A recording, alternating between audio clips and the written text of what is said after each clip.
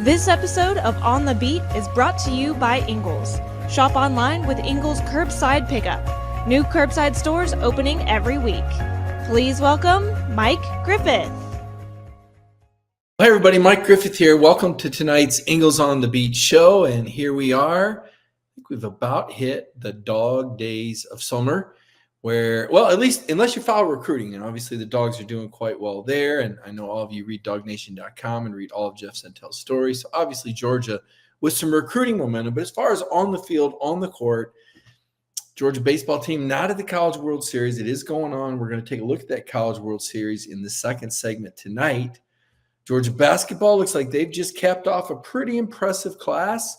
We'll talk about them in the second segment as well. Of course, the third segment, hot and cold, going to go over some pretty hot news and some pretty cold takes from one of Georgia's friends in state. But first, I want to start out with college football betting lines. And this is just one more preseason facet that we look at, right? We project the starters at quarterback around the SEC schools around the country, running backs, wide receivers, preseason All-American teams.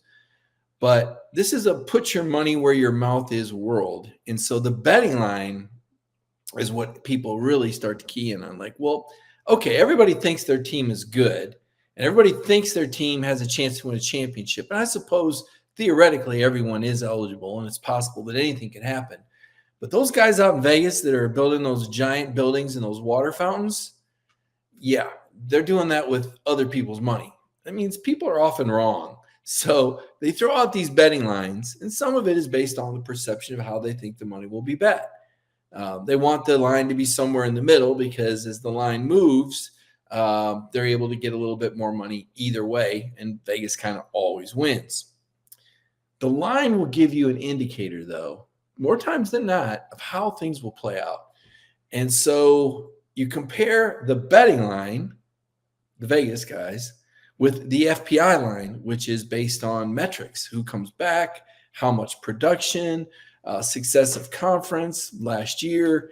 And they're two different standards for judging teams' success or predicting team success. And I think there's some accuracy and some good in both. Georgia's supposed to be pretty good no matter how you look at it, whether you're looking at the computers or whether you're talking about the guys in Vegas. So I went down the FPI lines from ESPN, the guy, and took a look at what does the computer tell us? Well, first of all, Georgia's 46-2 since it lost an SEC football game, a regular season game.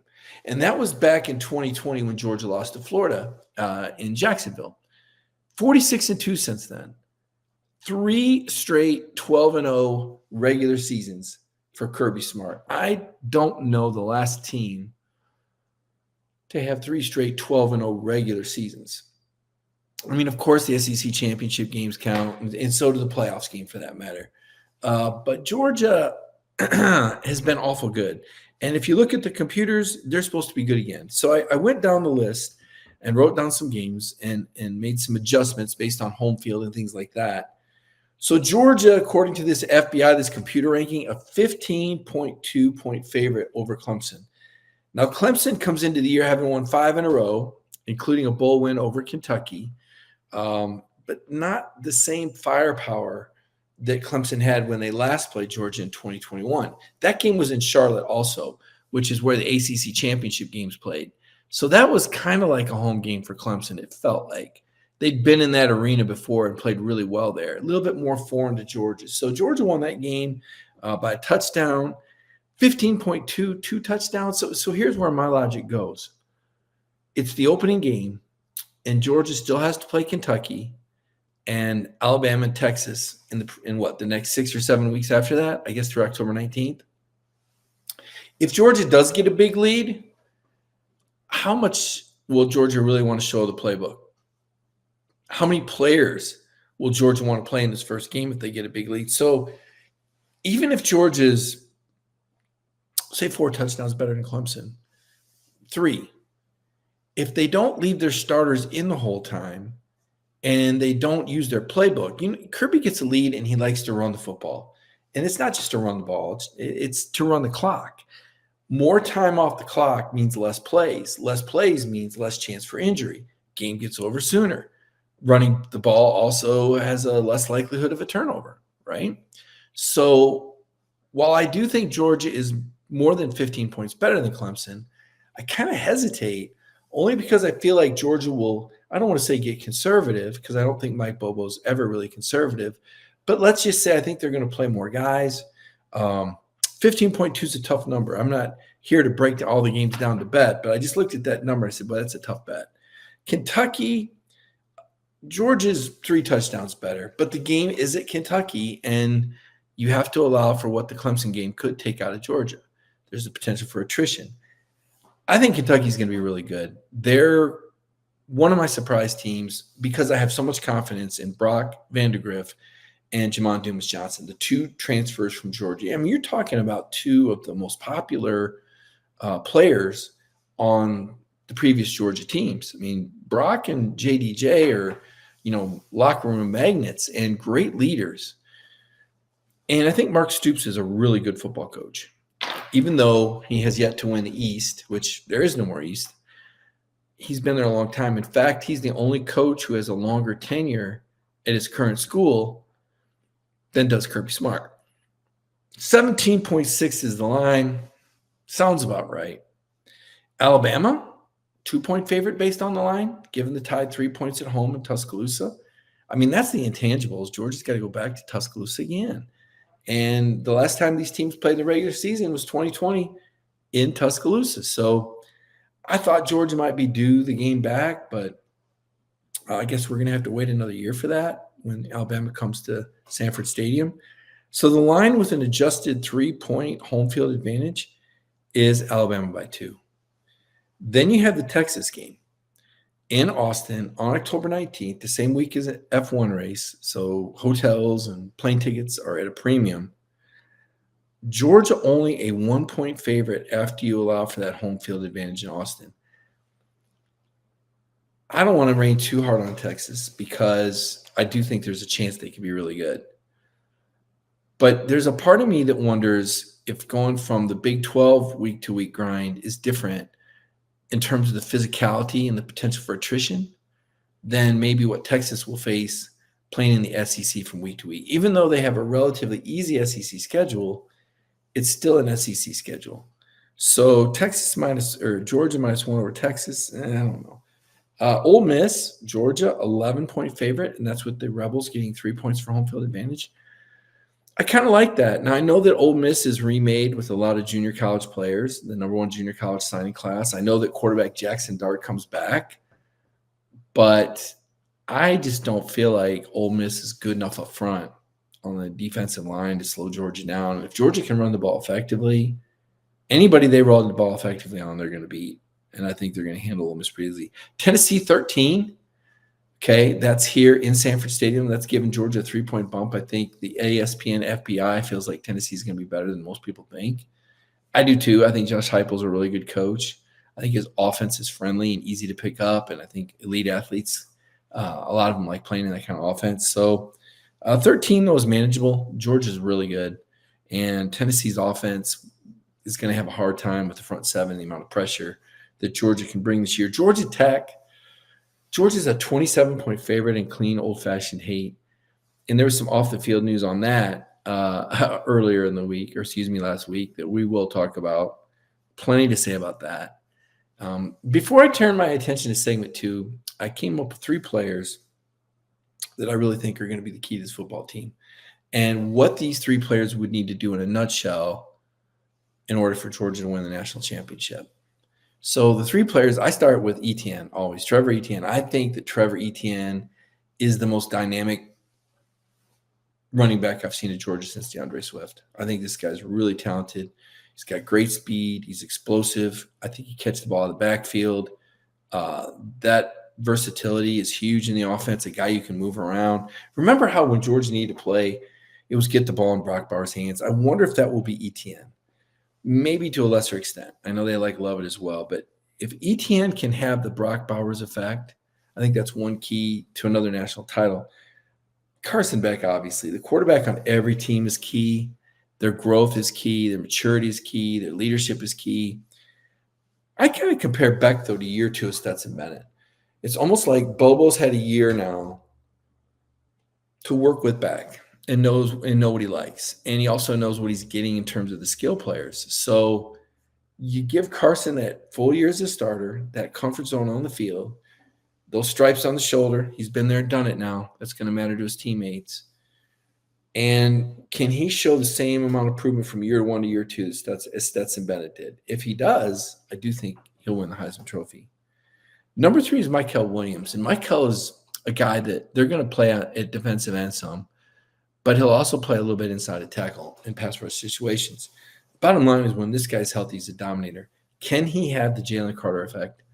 Jalen Carter wreaked havoc on offensive lines almost single-handedly. I get the feeling that Michael's been training really hard. Last year was frustrating for him. He didn't put up the kind of numbers that he wanted. He wasn't as successful. Obviously, Georgia didn't win the SEC title game. So I think you've got an inspired Mykel Williams. And if he can have a Jalen Carter-like impact, that too will go a long way towards aiding Georgia's cause for the 2024 National Championship. And now a word from our sponsor, Ingles. It's good! He could go all the way! Yeah! At Ingles, we're proud to partner with area athletics. From Little League to the pros, college tournaments to high school heroes. It's all in the bag. You ready? Hold on, let me check the score.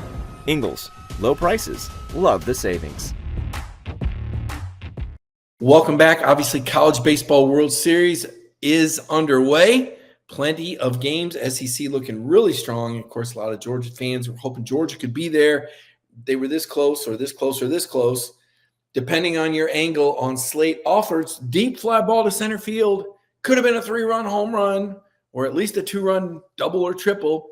But an outstanding play by NC State preserved that 8-5 game and victory for the Wolfpack. And they got underway and they lost on a walk-off to Kentucky in round 1. So the way things sit right now, Tennessee is the favorite. Tennessee went in as the number 1 seed.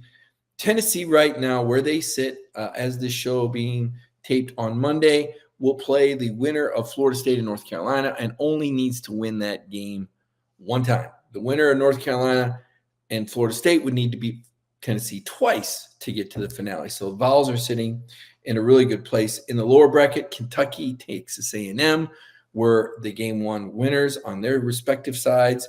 NC State, Florida still there to battle it out. We'll see what comes out of that bracket. My prediction would be Kentucky. Kentucky, of course, swept Georgia at the beginning of the year. So it was a great year for Georgia baseball. Charlie Condon winning the prestigious Hauser Award. He was out in Omaha to accept that last week with his family, as well as with Coach Wes Johnson. It just, for a guy like Condon to homer on his last at bat, it meant so much when you look at the records that he set for home runs, the way that he carried himself. I wouldn't be surprised if there wasn't a Charlie Condon statue one day. I think he represented everything that was great about Georgia athletics and Georgia baseball specifically. I mean, here's a guy that came as a walk-on, had to redshirt a year, and then wins National Freshman of the Year honors last year. And then this year just leads the way. I can't tell you how many times Charlie Condon came up with the big hits. And I was glad to see him in Omaha to accept this award, if only so that he can say that he went there and he got to see those facilities so close to being there as a baseball player. It didn't work out, obviously. I didn't feel like Georgia really had the pitching to get it done there. That's why Wes Johnson's been out on the recruiting trail right now. Wes said he's going to work sun up to sundown to get this done. He said the program moved in the right direction this year, and they're going to continue to get out and recruit and get good quality players that fit the ballpark and what we're trying to do. Now, I thought that was interesting because Foley Field is kind of an offensive ballpark. It's kind of a hitter's park. So does that mean more fastball strikeout pitchers? I mean, obviously you're going to get some guys with power. Wes did mention speed. And interestingly enough, the Georgia baseball class last week was ranked number 1 in the country to this point. Now, here's the caveat. Who's going to get drafted in July? You can have a great recruiting class, but if 2 or 3 of your guys get drafted and never show up, then those rankings didn't mean anything. So baseball rankings are probably more fickle than any other, especially pre-Major League Baseball draft in July. But still, it tells you that Georgia's going out and getting it done, and they're able to get these players. Johnson said, not just the recruiting success with freshmen, but he said if you do that and then you use the portal, you should put yourself in position every year to have success. So this isn't a guy that's backing down from expectations. Another interesting thing I found out about Georgia baseball is they're not the most aggressive when it comes to posting who is signing in terms of having a list somewhere. And I think that's because of the fluidity of it. Who's coming, who's going, other recruits watching. You really got to kind of watch it closely. And I'm not even sure how binding some of that stuff is until they actually sign. So commitments in baseball, one guy transfers in, maybe one commitment drops out. I just think there's a lot more to it than maybe meets the eye. And so while it's good to hear Georgia's number one in baseball recruiting right now, and it's certainly an indicator of how Wes Johnson is going out there and pounding the pavement to get it done, I'm not sure you go to sleep at night saying they're going to have the number one class when all is said and done. Georgia basketball does not have the number one class, but their 2024 signing class moved into the top 10 in the country. And when was the last time you could say that about a Georgia basketball signing class?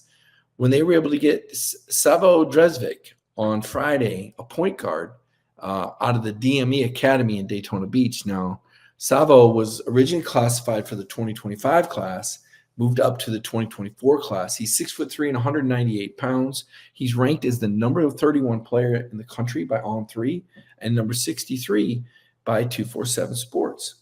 So you've already got a freshman class that has 5-star Asa Newell in there, as well as the 4-star post that used to be going to Kentucky, Samtu Siro. And then you have 3-star combo guard Jordan Key. So you already had a pretty talented incoming freshman class. But I think what puts Georgia basketball over the top is the transfers. I mean, Justin Abson's a 6'9", 235-pound forward. He was the Sun Belt Defensive Player of the Year last year. So he's got a chance to play in a bigger league and see if those skills can translate. Samtu Cyril is a 6'10", 252-pound freshman center, originally from Nigeria. And I think he's going to be fantastic. RJ Godfrey, 6'8", 228-pound forward from Sewanee. Two-time first-team All-State when he was at North Gwinnett. He played at Clemson, helped the Tigers reach the Elite Eight last year. He's in there. We mentioned Jordan Key from Fort Lauderdale. Tyron Lawrence, 6'4", 200-pound, 1,000-point scorer at Vanderbilt last year. This is another one of those grad transfers. And then Dakota LaFleur, a 6'5", 185-pound graduate originally from Jonesboro, who played at Mount St. Mary's last year, as did Shane Montgomery, the sophomore guard, who was last year's Metro Atlantic Rookie of the Year. So this is a dynamite class. I know right now to a lot of people that are watching, you're like, well, that's just a lot of names. It is, and the proof's in the pudding. And Georgia will have some tough games. I don't know if you saw in the ACC SEC Challenge, Georgia's going to play Notre Dame here at Stegeman Coliseum. So very interesting schedule coming up. I want to take a break, and then I want to get into the hot and cold segment, and that's brought to you by Anytime Heating, Cooling, and Plumbing. Your family stays comfortable all year long? Our family of trained comfort specialists are available anytime to service or repair your system. Or it may be time to replace your old units with a new Trane HVAC system. We are a locally owned family business, and we carefully select the technicians who we send into your home. At Anytime Heating, Cooling, and Plumbing, we are large enough to handle all of your HVAC and plumbing needs, but small enough to care. Call today to take advantage of our 3-visit annual maintenance plan. Welcome back to the program.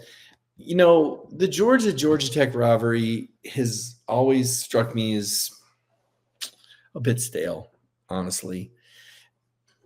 Georgia Tech hasn't been relevant in a long time. And it seems like when they're playing Clemson or Florida State or Georgia is like the only time that they are.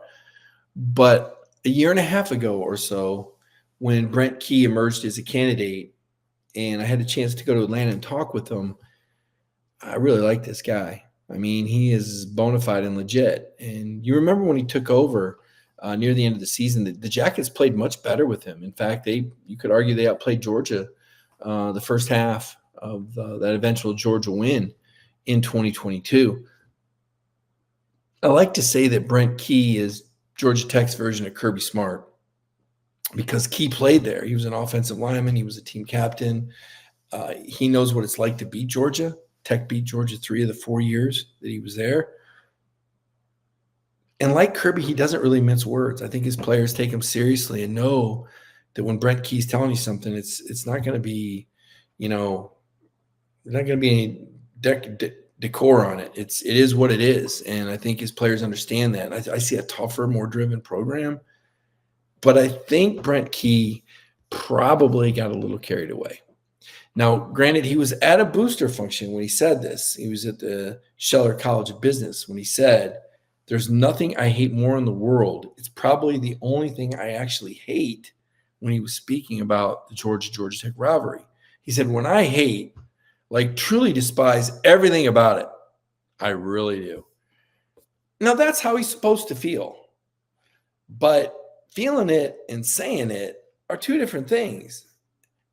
I'm sure there's a cause behind Coach Key's word. I'm sure he's trying to get the boosters fired up and ready to open their pockets and give him money, NIL money, that would enable Georgia Tech to go out and buy a few players that would be on the level of Georgia's. But if you go down those rosters, I mean, Georgia's better than Georgia Tech at darn near every position. So it's probably unrealistic for Georgia Tech fans to think they're going to beat Georgia. I know this. We did a survey on DawgNation on when do you think Georgia Tech will beat Georgia. And the number one answer far and away was never, as long as Kirby Smart's there.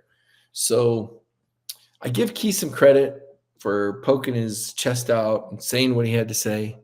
But at the same time, I don't know that I would have said that. I don't know that it's going to serve the purpose of his team over the long haul. Again, is the juice worth the squeeze? Is it worth saying that? Seemed like a lot. So those were some hot words, but I think kind of a cold take. I mean, we get it. You don't like Georgia. We understand that. Did you really have to say that for people to know that Georgia Tech doesn't like Georgia? It almost seemed like a ploy for attention. So Brent Key got it. Great coach, not the motivator Kirby is. Certainly not the marketer that Kirby is. But it has been talked about. So I suppose there's some success there. Speaking of success, Wednesday night, 7:30 p.m., Jeff Santel. Every day at 10 a.m., DawgNation Daily. Don't forget Thursday night to watch Kaylee and Connor. Show's a lot of fun. And I will be back to you next week as well. We'll talk more Georgia football. By then, we'll have a much clearer picture of the College World Series. And who knows what else could happen in this wide world of sports around the SEC. All sorts of things going down. I suppose I'll make my World Series pick now.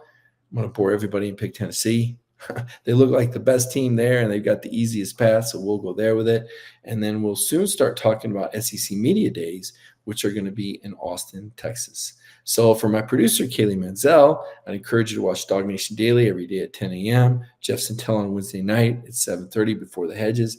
Kaylee and Connor come on at 7:30 as well. And, of course, I'm on each Monday night on the Eagles on the Beat show. So have a great